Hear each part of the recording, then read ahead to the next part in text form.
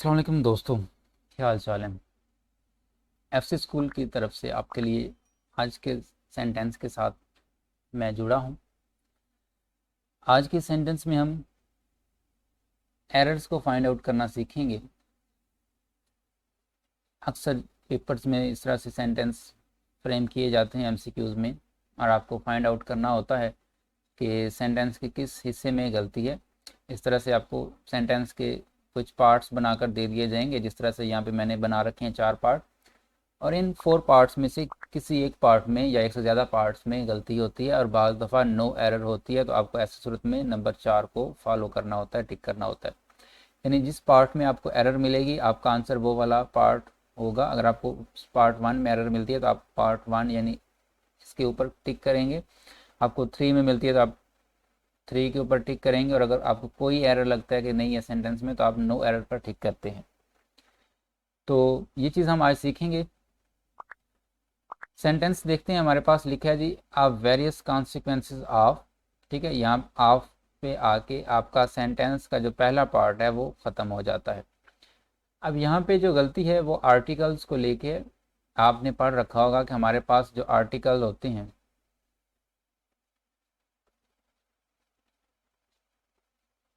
दो तरह के होते हैं। एक होते हैं इंडेफिनेट और दूसरे होते हैं जी डेफिनेट आर्टिकल्स।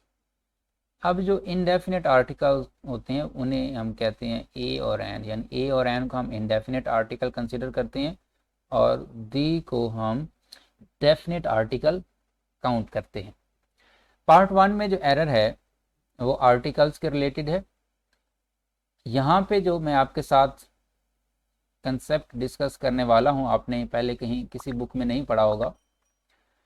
तो अगर आपको लेक्चर अच्छा लगे तो लाजमी चैनल को सब्सक्राइब कीजिएगा ताकि मुझे भी अच्छा लगे और मैं आप लोगों के लिए डेली इस तरह के वीडियो लेक्चर्स बनाया करूं। तो यहाँ पे एरर है ये कि यहाँ पे इनडेफिनेट आर्टिकल को आप नहीं इस्तेमाल करेंगे, यहाँ पे आप डेफिनेट आर्टिकल यानी दी को इस्तेमाल करेंगे। अब इसके पीछे लॉजिक क्या है, ऐसा क्यों हम करेंगे, तो समझें।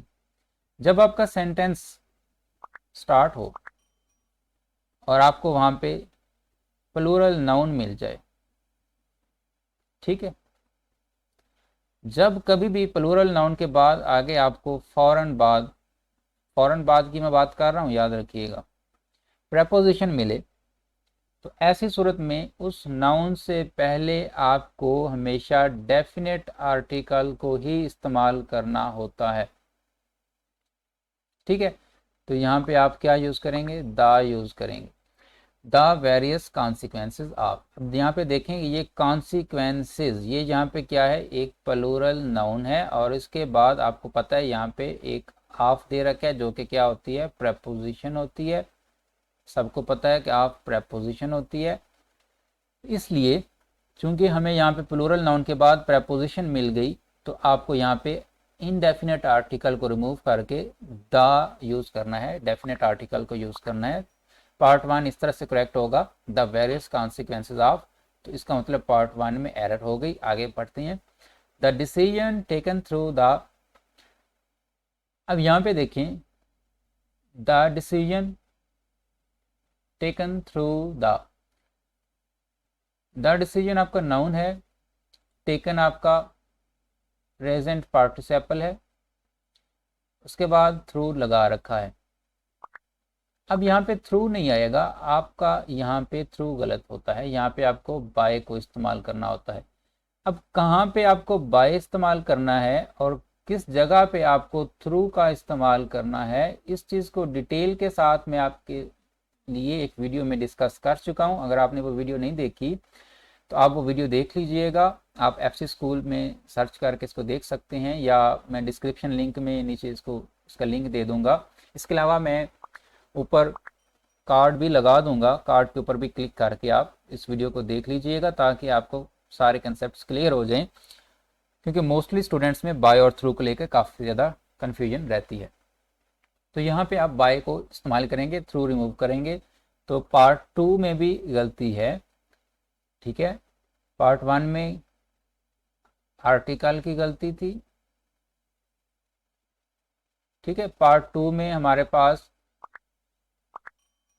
प्रेपोजिशन की गलती है। आगे पार्ट 3 को चेक करते हैं। Finance ministry was not foreseen by the bureaucrats. अब यहाँ पे इसमें जो गलती है वो यहाँ पे है जी,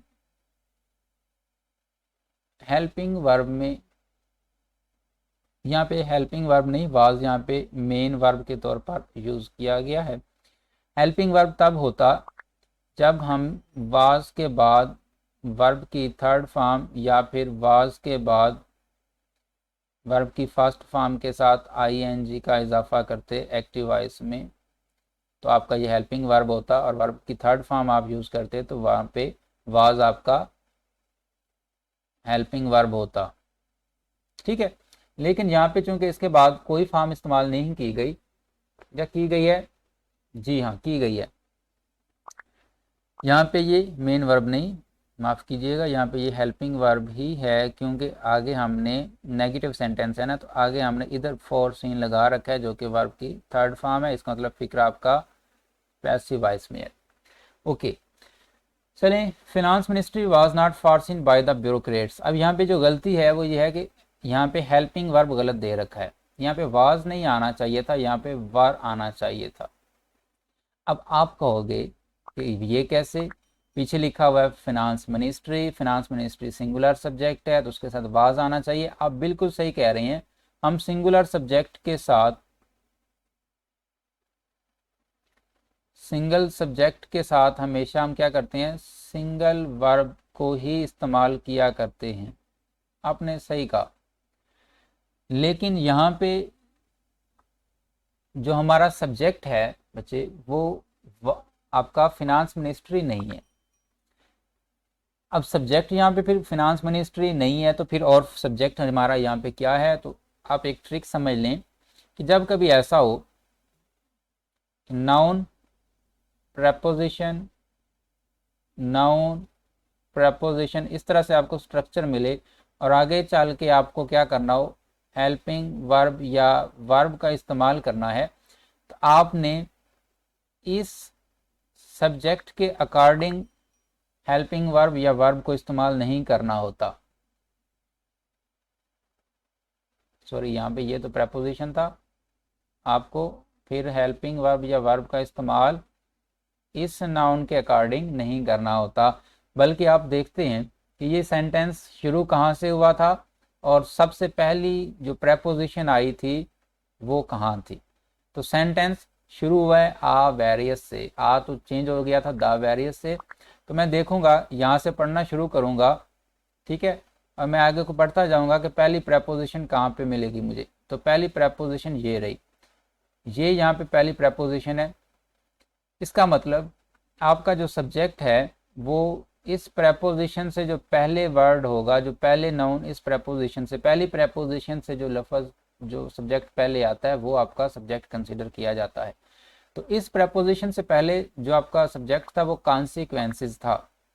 कॉन्सिक्वेंसेस चूंकि प्लूरल था, अब प्लूरल क्यों था, सिंगुलर भी तो हो सकता था, प्लूरल हमने इसलिए किया क्योंकि इसके पीछे वेरियस लगा रखा था। वेरियस का मानी होता है बेशुमार, और वेरियस के बाद आप काउंटेबल नाउन हमेशा प्लूरल फॉर्म में ही लिखते हो, तो इसलिए यहाँ पे आगे हमने प्लूरल नाउन इस्तेमाल कर रखा है। तो बात यह है कि यहाँ पे फाइनेंस मिनिस्ट्री नहीं आपका सब्जेक्ट, यहाँ पे आपका सब्जेक्ट जो था वो इस फर्स्ट प्रेपोजिशन से पहले जो नाउन था वो था। तो यहाँ पे आपका सब्जेक्ट क्या है जी, कॉन्सिक्वेंसेस यहाँ पे आपके सब्जेक्ट के तौर पर काम कर रहा है। अब अगर कॉन्सिक्वेंसेस सब्जेक्ट है तो आपको पता है कि कॉन्सिक्वेंसेस यहाँ पे एक प्लूरल सब्जेक्ट है, और प्लूरल सब्जेक्ट के बाद आगे जो आप वर्ब यूज करते हो वो भी कौन सी होती है, प्लूरल होनी चाहिए। ठीक है, प्लूरल सब्जेक्ट के साथ वर्ब भी प्लूरल होनी चाहिए। तो यहाँ पे आपकी जो वर्ब है वो वाज, चूंकि एक सिंगुलर हेल्पिंग वर्ब कंसिडर होती है तो आपको प्लूरल यूज करनी थी, तो आपको वाज की जगह पे वर को इस्तेमाल करना है। The finance ministry were not foreseen by, यहाँ पे बाय बिल्कुल ठीक है, थ्रू नहीं आएगा, बाय ही आएगा। Finance ministry were not foreseen verb की थर्ड फॉर्म दे रखी है, आपको पता है पैसिव वॉइस में वाज के बाद या वर के बाद थर्ड फॉर्म इस्तेमाल की जाती है, तो थर्ड फॉर्म दे रखी है, थर्ड फॉर्म भी सही है, बाय द ब्यूरोक्रेट्स। अब यहाँ पे एक गलती और है। अब ये गलती क्या है आपकी कि ब्यूरोक्रेट्स के स्पेलिंग भी यहाँ पे गलत दे रखे हैं। आपको पता है कि ब्यूरोक्रेट के स्पेलिंग क्या होते हैं? लिखिएगा ज़रा, कमेंट करके मुझे बताइएगा ब्यूरोक्रेट के स्पेलिंग क्या होते हैं जी। ब्यूरोक्रेट के स्पेलिंग में ई जो होता है आखिर पे, ये वाला, ये ट्रिस नहीं होता। ब्यूरोक्रेट के स्पेलिंग आप लिखते हो BUREAUCRATS।